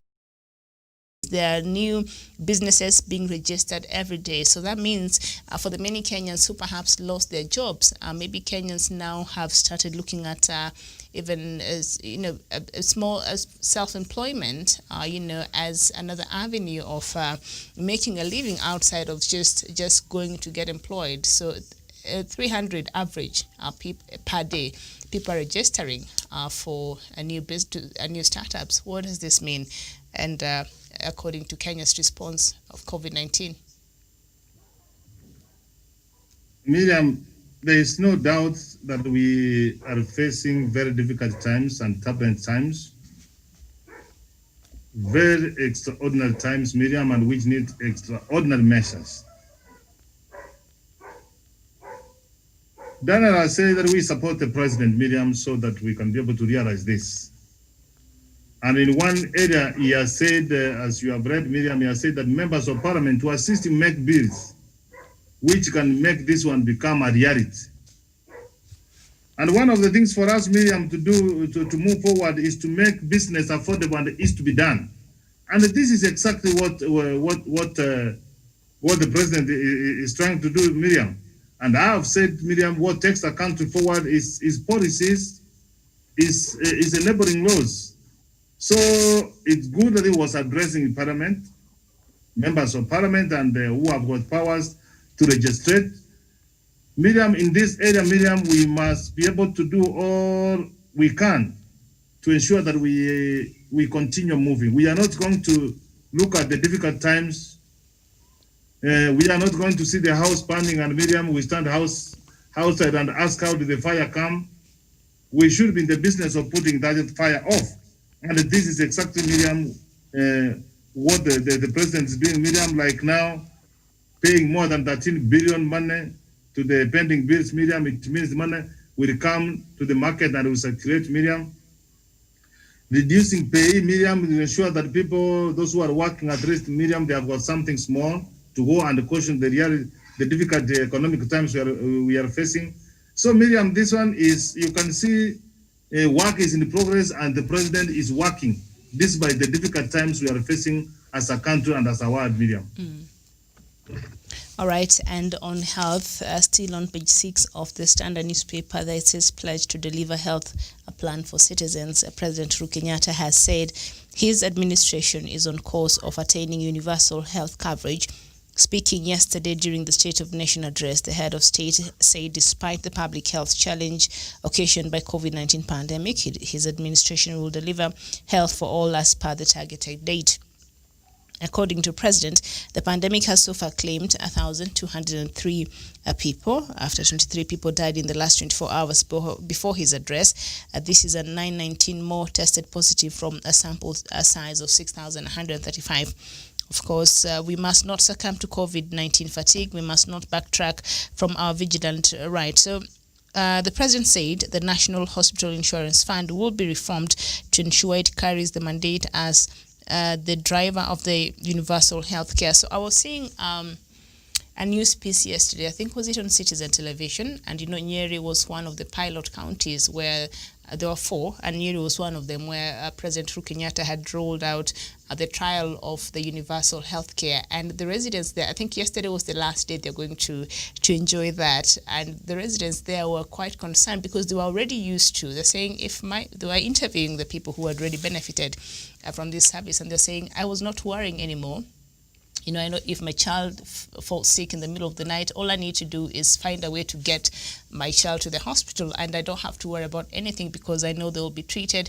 And we saw a lot of people had already, benefited and gotten used to this free universal health coverage there. So that means that the trial went very well. So now this is something that perhaps President Uhuru Kenyatta should be seeking to see how it can be rolled out and perhaps assess from their own assessments into these 4 counties where this trial was ongoing and see how can this further go, can it be done so that Kenyans are truly able to assess. And the issue of NHIF being reformed, that is just some of the things that Kenyans, gave their opinion when they were giving their opinion to the steering committee of the BB, and they said we need the NHIF reformed so that it's able to serve us as we would wish for it to.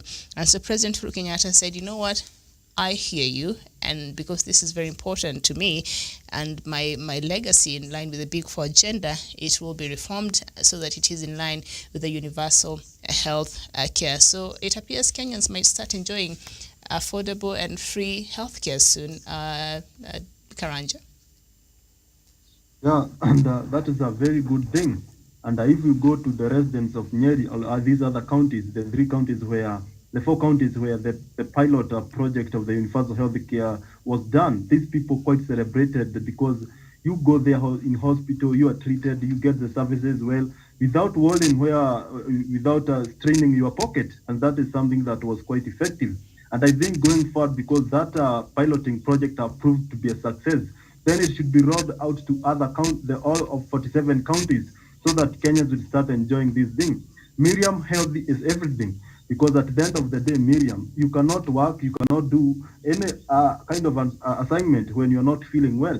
And when the government is telling us that we'll have because we see like this other illness, the kind of these chronic diseases that affect people of Kenya, they are quite affected when it comes to the NHIF intervening and coming to clear the bills, because there is amount that the NHIF don't clear, and we need to have this kind of reform so that at the end of the day, we'll have a national health insurance cover that will cover all Kenyans, regardless of the kind of illness that you have, so that Kenyans will, even when you are paying this amount at the end of the month or the formula that Kenyans used to pay, you'll be quite sure that this thing is helping Kenyans. Although I will not get sick myself, the people who are getting affected, they will be well treated, they will not suffer a lot, and that is the kind of country we want. Miriam, that is the way Kenyans will grow, and at the end of the day, this country will be a great nation, and the people will have a reason to celebrate. Because Miriam, when you have food, there's food security. Now you have affordable housing, and your health is well catered of.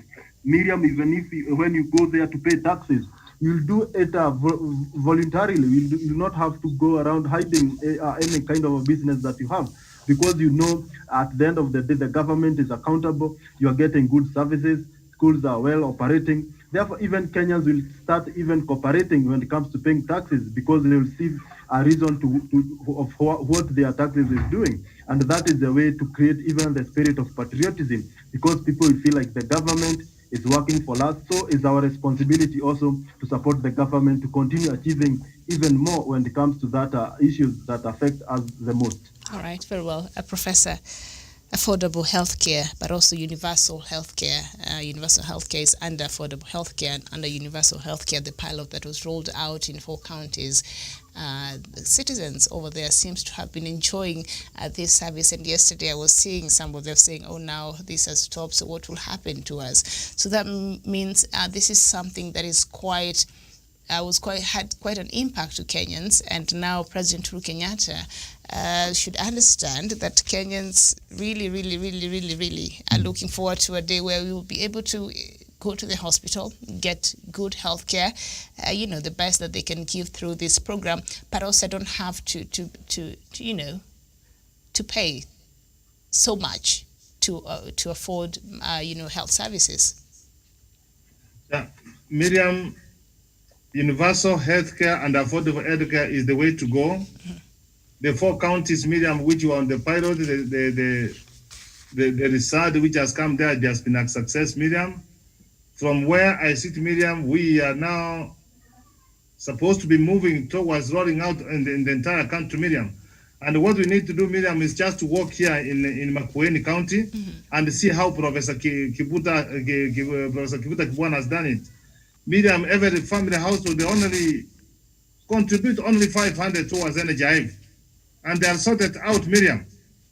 So that should be a replica, because now, if the pilots study, the pilot exercise study that has been very successful, Miriam, we should be moving forward and ensure that we have implemented it fully, so that Kenyans can have the universal healthcare. Mm-hmm. That's my take. All right, very well. So it appears President Uhuru Kenyatta had his priority right when he was coming up with his big 4 agendas, and health is something very important. And so yesterday he spoke about it, and of course he said he listened to what Kenyans were saying, especially the opinion that Kenyans gave during the BBI, when the steering committee was walking around the country and picking Kenya's opinion on certain things that were important, and health is one of the things that came up, and they're saying, could you please do something about NHIF and see that it works to serve us. And so President is saying we will see how NHIF can be used to ensure that Kenyans access better healthcare in the universal healthcare. Daniel. Yes, Miriam, I've seen actually whatever the Kenyans are talking about in terms of the universal healthcare, and I think there is some kind of disconnect on understanding about how Kenyans understand these universal healthcare works. And to me, I'd really like to persuade Kenyans to really look at it from a long-term kind of basis, because healthcare is not just something that you'll wake up today and tomorrow you find that every county is sustainable in terms of equipment, in terms of affordable drugs in hospitals and everything, free drugs in hospitals and everything.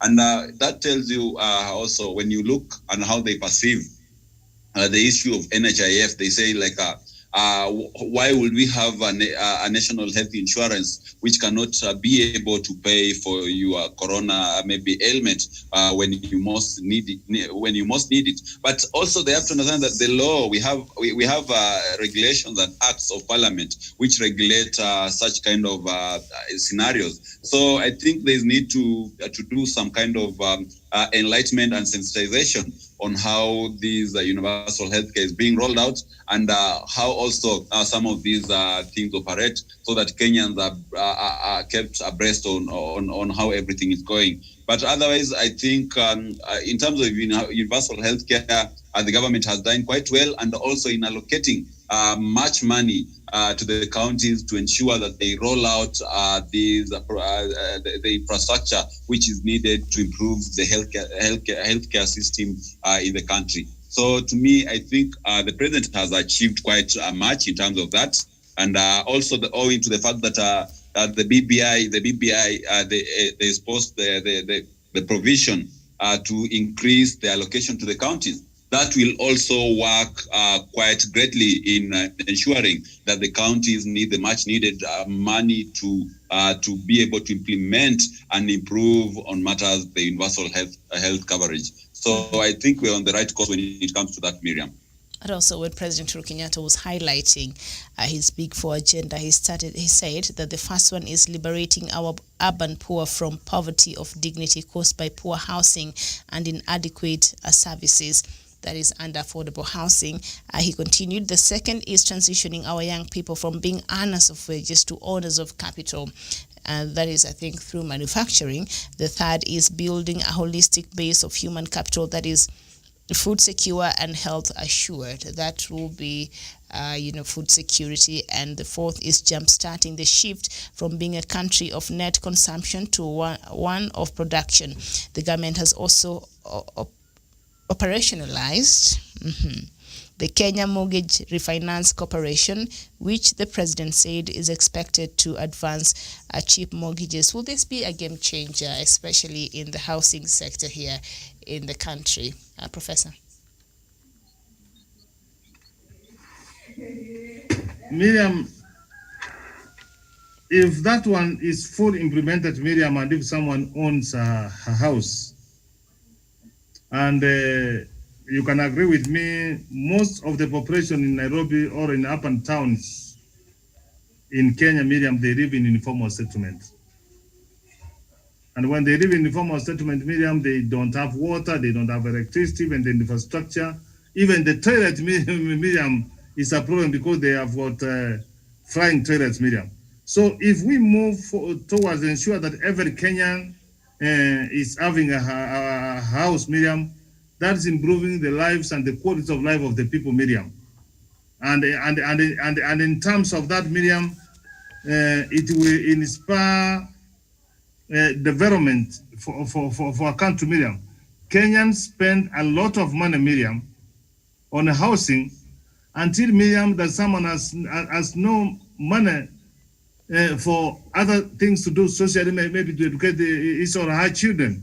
You can agree with me that if, Miriam, you work, you find that you work until you retire, you go home having done nothing, and you find out all the money, Miriam, you had paid for house allowance, for housing, Miriam, as a form of rent, could have been enough for Miriam to have a mortgage and you own a house.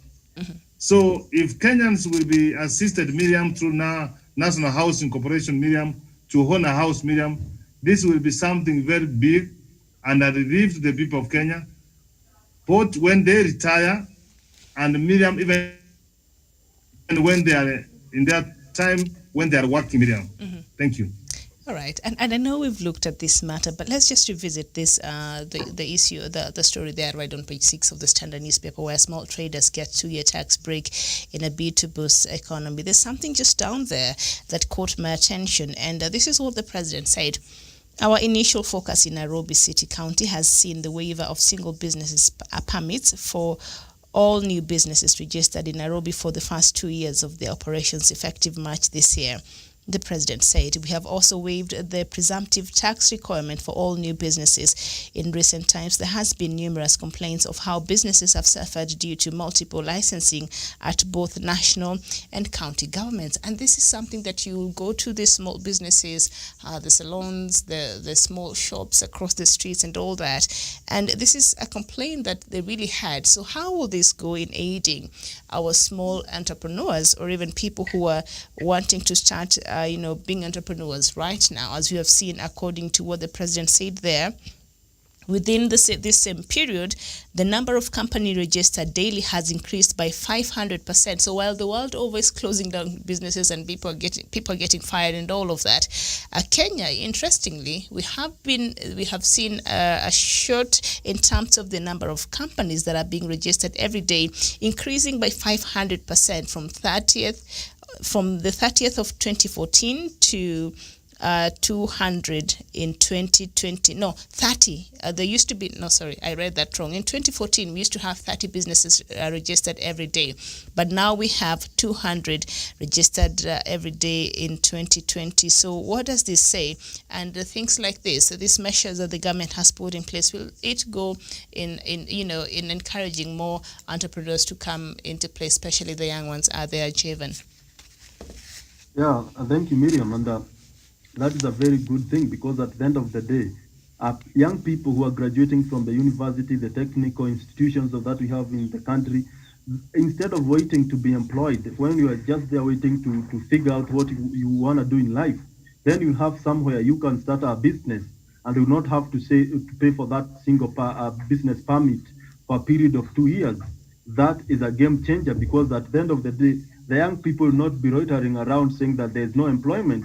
But with the small amount that you have, you can start selling the small things there. You can start earning your income, and that it encourages the spirit of entrepreneurship. It encourages people to be inventors, because at the end of the day, people will come up with new ideas to revolutionize the industry. People will come with a digital mechanism at the end of the day to see how they will start their business. And this is the kind of economy that we want to go, because at the end of the day, Miriam, we know we have a purge of unemployment that is quite rampant in this nation.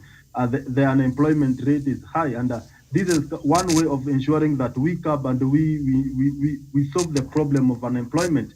Because, Miriam, when you start that shop there, you're not paying for 2 years the taxes and so on. More Kenyans will come on board starting these kind of businesses. And at the end of the day, they will grow their entrepreneurship skills. And at the end of the day, they will start even expanding their businesses.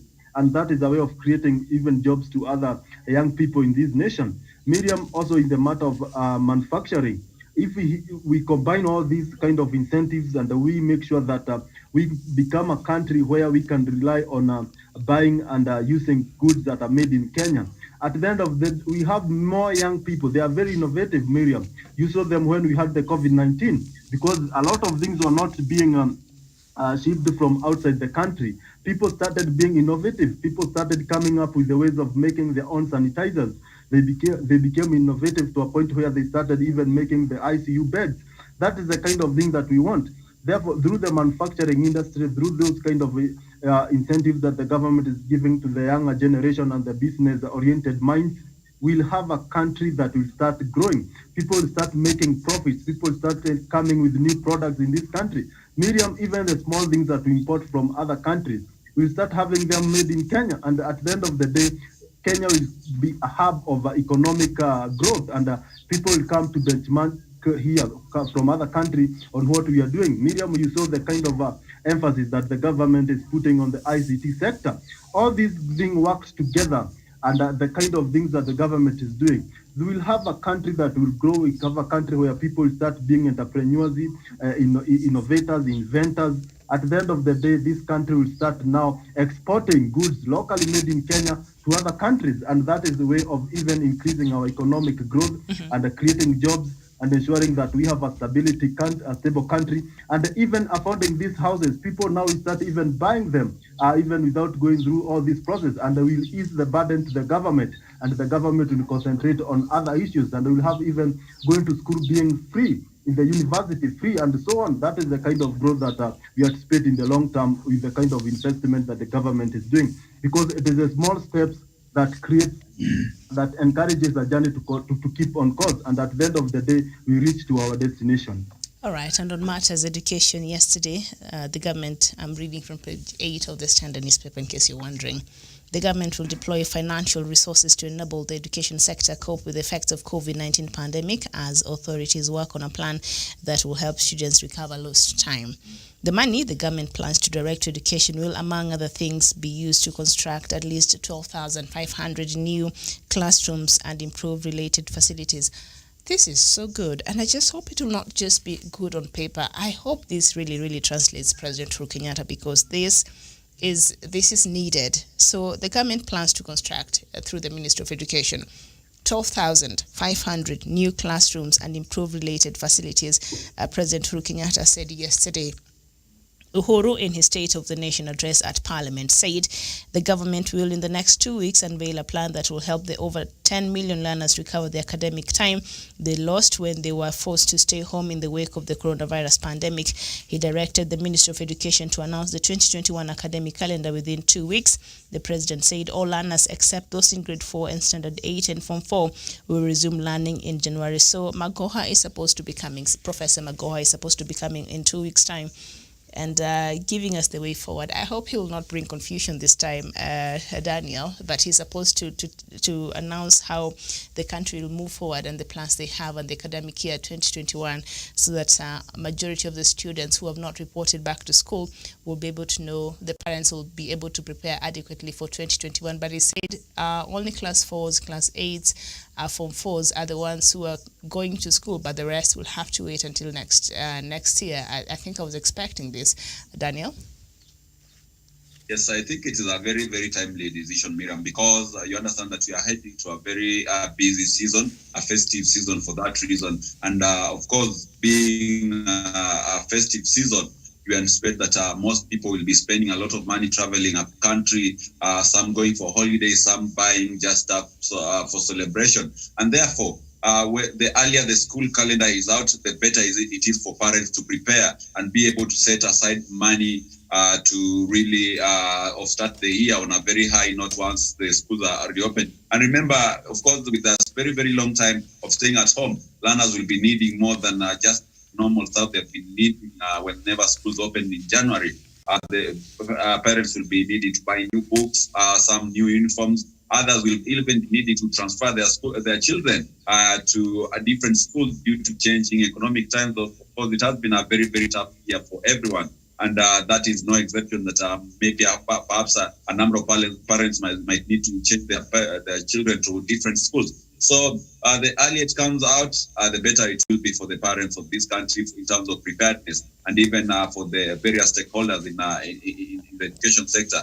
Number two, on the issue of building more schools, I believe it's quite achievable, and it's a very, very good thing actually, Miriam, for this country, because when you expand the infrastructure which we are having in terms of building more classes, it means that the schools that learners will be able to find a more conducive environment to learn, and which will even also create more spaces for pupils to enroll in more schools. Because right now, when you move about most public schools which are performing better, you might find that there's a possibility of you not finding a slot for a child that you might want to enroll in that particular school due to a lack of enough facility. So I believe with the rolling out of such an infrastructure countrywide, it will enable more opportunities for our children to enroll in public schools and be able to learn under very favorable, conducive environment. And that one, we saw it even under the NAC government when it took over the mantle of leadership from Kanu regime, and in 2002 we saw a lot of classroom, quite a revolution, classroom being built. And I believe with the capability of the present government, that will be achieved with of course the cooperation with the heads of school and various bodies which are concerned in that particular area. All right, very well. Thank you so much, Professor. President Uhuru Kenyatta said, well, I think we are all expecting that all the learners will go back to school next year, except for those ones who are already in school. I hope Professor Magoa does not come here in 2 weeks and confuse us, because President Kenyatta said our children's health must come first. And of course, the building of more classrooms. Personally, I'm so excited. So I hope they will, first of all, build in the areas where the children are more deserving, where we know they don't have schools, classes and all that. And also, as you have said, a number of even public schools across the country do not have enough classes. So this will go a long way in boosting our, especially public education sector, don't you think, Professor? Miriam, I'm very, very happy on how the president addressed on issues to do with education. I'm glad he has come to the realization that the COVID-19 is here with us. It is not going to go away soon. So we have to get prepared and lay the necessary infrastructure for the opening of our institutions, our schools. Miriam, I have been saying, and we have been discussing here that 20 minus 20, it is 0. The year 20 is gone. And I'm glad, Miriam, from coming from the head of state, even if we are planning to open in January, he has categorically said that the health and the security of our children comes first. So that being the case, then, Miriam, we should move towards making the infrastructure. He has appealed to members of parliament to apportion some of their budget, Miriam, towards infrastructure. So, Miriam, this is great, and it seems that it is a president who cares. You know, even Miriam, Magoa was very firm. He was providing leadership, Miriam, until he reached he reached on the way, and he started listening to so many voices. You know, Miriam, when you are a leader, you read from the front, and you must be very firm. Professor Magoa was very categorical that schools will open in January. Miriam, you started, and I must saying that, we want our children back to school. So I'm glad that the president has said that the safety and health of our children comes first, and we have to put the necessary infrastructure. This is something very doable. So, Miriam, I always say, when you see a glass of water, which is a half, don't see the empty part of it. At least see water. So out of COVID-19, Miriam, our schools which don't have infrastructure building, Miriam, for the first time, they are going to have those infrastructure, and they are even going to have desks. We have been seeing children running under the tree, children sitting on stones to learn. So, Miriam, this is also has come as an opportunity for us to address infrastructure in most of our schools. Most schools, Miriam, they were so much congested. So I'm very, very happy that the Jubilee government, Uhuru's government, is committed to address the infrastructure in our schools and institutions. I submit, Miriam. All right, very well. Karanja, on the same. And thank you very much, Miriam. On that issue, I feel like education is a very important thing in our school. And if there's one thing that has been lacking to most of the public school is enough infrastructure to ensure that the kids and the students there will have a adequate space to read well, and the seats and those chairs that they use there. Therefore, at this point in time, the government is promising to have additional classrooms. We saw the government, the president gave an attender to young entrepreneurs who makes these seats that our students use in our schools. And that is something that is quite significant, because at the end of the day, we have enough resources in our schools. Miriam, and also the members of parliament, they should cooperate, because they have a CDF money that they're supposed to take to the constituency development initiative, and now they should channel that amount, some of the amount to the building of classrooms, so that we ensure that in every constituency, at least in schools, we have a classroom, so that these kids, when they resume school, we might not be COVID might not be gone will be COVID free in that moment, but people will be able even to observe even if is the social distance when they're in school, and that will be a significant role even in the learning process, because now the students will be able to be in a school that is not congested. Because Miriam, the kind of problem that we have in this country is the population is so huge, and the classroom, the facilities that we have in our school, and the teachers, we don't also have enough teachers in some schools. And I use a classroom which has 70 students, then it is quite difficult even to know the assignments that you give to them, to know even to assess them, even to understand the understanding or whether how they are in terms of the academic understanding. It will be quite difficult for the teacher, but with more classrooms, that I wish in future we go having more classrooms in our school, so that we have at least 50 students or 40 students in a classroom, so that will be able, even to the coordination of the teacher and the student, will be able to work effectively, because even the teacher will be able to access the students, to know where they want some improvement. But when the number is big and they are congested, even the students themselves, they are not comfortable. They will not get the kind of schooling that they are supposed to get in our schools. Therefore, that is a score even in the fight against COVID-19. And I hope this one will materialize, because we know our members of parliament, if they let them cooperate, because we know some of them, they are very corrupt. They have a high appetite for public resources. I wish this time round they be quite merciful to the people of Kenya and to the students of our country. And I wish, as you have said, the Professor Magoha not to treat us with the surprises that he gives.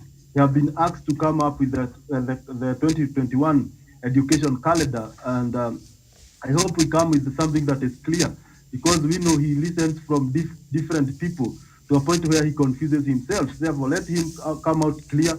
Let him have a very kind of inclusive, progressive calendar that will ensure that all students will have a reason to celebrate as they resume to their classrooms come next year, January. And I wish all those other in schools, they keep on, the ministry to keep on observing that they are safe in schools, to avoid many of them getting the infection of COVID-19. All right, very well. And Professor, there you said, Professor Magua started off very well, but in the course of, his journey, especially this during pandemic period, he seems to have lost a bearing, or I don't know, sometimes because he's been issuing a lot of sometimes conflicting and confusing information out there, but maybe he's just fatigued. I don't know. We all are. I think nobody expected COVID-19 to last as long as it has, but it is something that we have to deal with. So we've come to the end of the show, but before we do, we have to look at what stood out for us this week, and I will start with Daniel, and of everything we've been able to talk about this week, and each one of you will give me one or two things that stood out for you in terms of the news making headlines in the country or abroad. Let's leave Trump alone. We start with Daniel. Yes, perhaps whatever stood out for me this week, perhaps the legacy of the president. And yesterday, with the State of the Nation address, it really gives you a clear picture of a dream on course. And of course, the president is really determined to achieve his Big Four agenda and leave a very solid legacy behind. And my clarion call to the people of Kenya and the leadership of this country is to give the president the goodwill. I believe he's going to achieve it. He's going to deliver on his promises.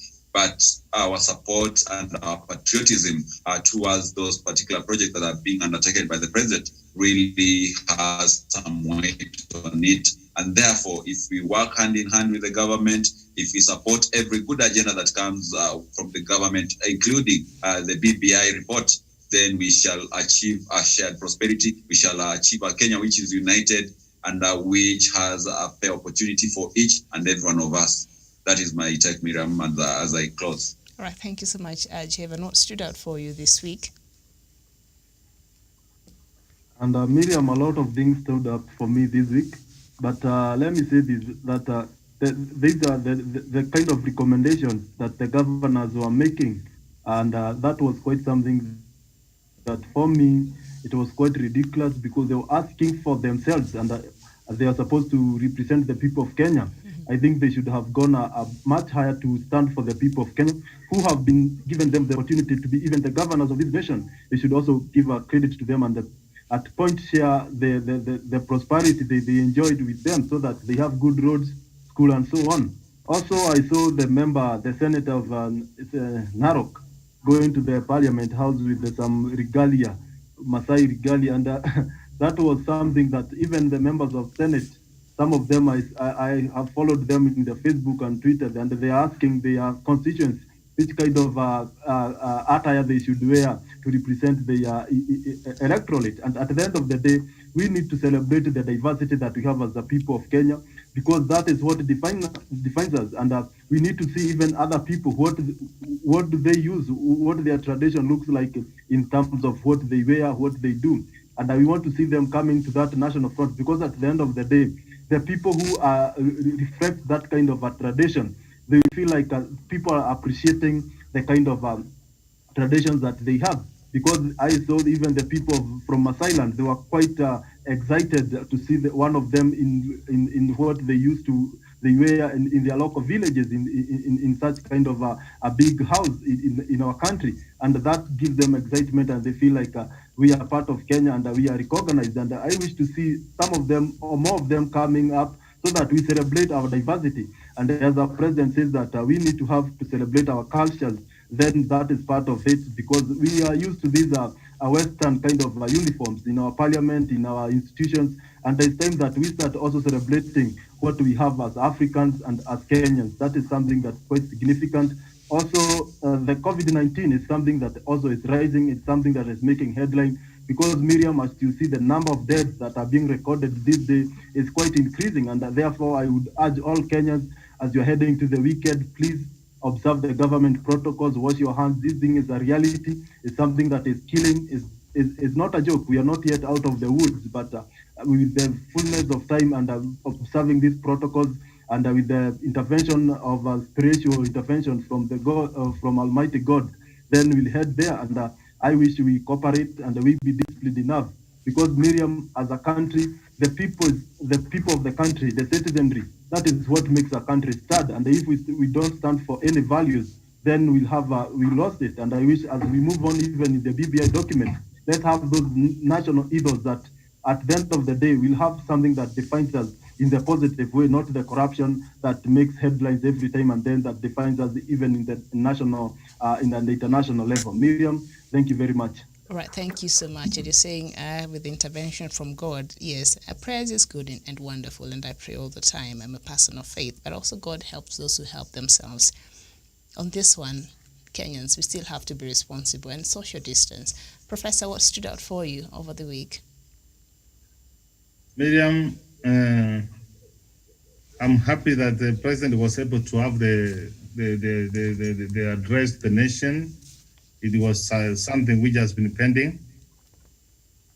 He has given a blueprint on what he's intending to do, what he has done, and what we are going to do as a nation, what's going to be our part.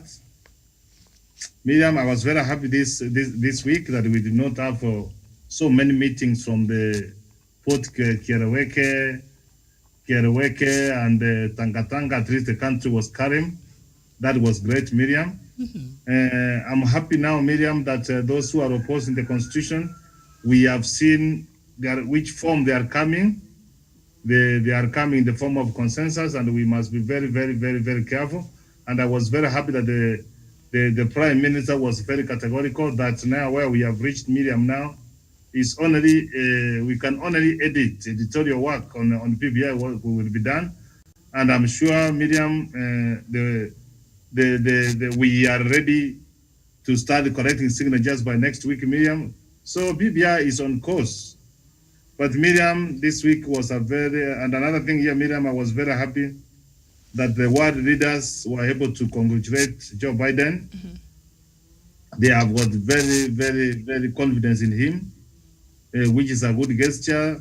As the days are going, the star for Trump is going down, and I'll pray that by 20th January that he will be able to get out of White House, so that he's not evicted, so that he put the democrats of United States of America in jeopardy. But Miriam, it was not a good day for the continent of Africa. We have lost the former president for Ghana, Jerry Lawrence. He was a good president for the people of Ghana. He was a true Pan-African leader. Yeah, that was not a good day. And particularly also, Miriam, you saw what's happening also in Tanzania. Tanzania is just moving slowly towards dictatorship. We have seen the leader for the opposition leaving the country. One of the former members of the country, God bless, coming to Kenya saying that his life is unsafe. Miriam, this time and point in time should not be happening in the continent of Africa. Let us go for an election. Let us contest, Miriam, free and fairly. You win. And that's all. And we have got country and the continent to take forward. I'm not also very happy with the conflict in Ethiopia. I'm seeing people fleeing their country. Miriam, going to Sudan.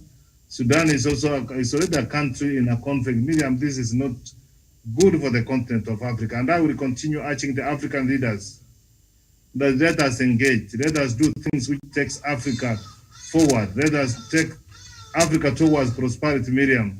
These kind of things, Miriam, which we are trying to do, makes us not to be respected internationally. I submit, Miriam. Very well said. Thank you so much, Professor Jared Onyari. Thank you, Jevan Karanja from Nanyuki. And of course, thank you, Daniel Wesonga from Nairobi. What stood out for me this week, outside of President Uhuru Kenyatta's State of Nation address yesterday, I still can't wrap my mind around the issue of governance and their demands for them to support the BBI report and the things they actually wanted included in the BBI report. I still can't. I don't know how. I still can't. How we were supposed to buy them cars and how they're not to be held criminally responsible when they misuse the monies in the counties. And so I'm still hoping and urging that President Uhuru Kenyatta don't pay any attention to this madness. All right. Thank you so much. This has been The Punch. We've looked at President Uhuru Kenyatta's the State of Nation address yesterday, and also we've reviewed the newspapers, and also ending there, we've given different views and opinions on what stood for us over this week. My name is Miriam Ogutu. This has been The Punch. Enjoy the rest of your day. Bye-bye.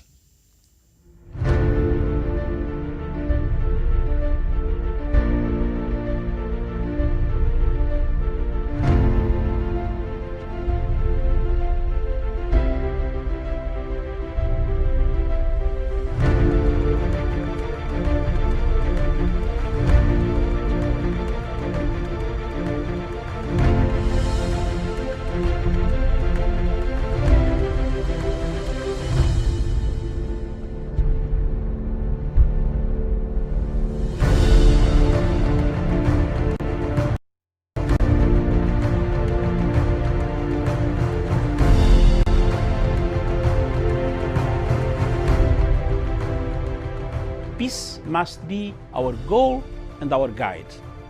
And all that we strive for as a human family, dignity and hope, progress and prosperity, peace. But peace depends on us.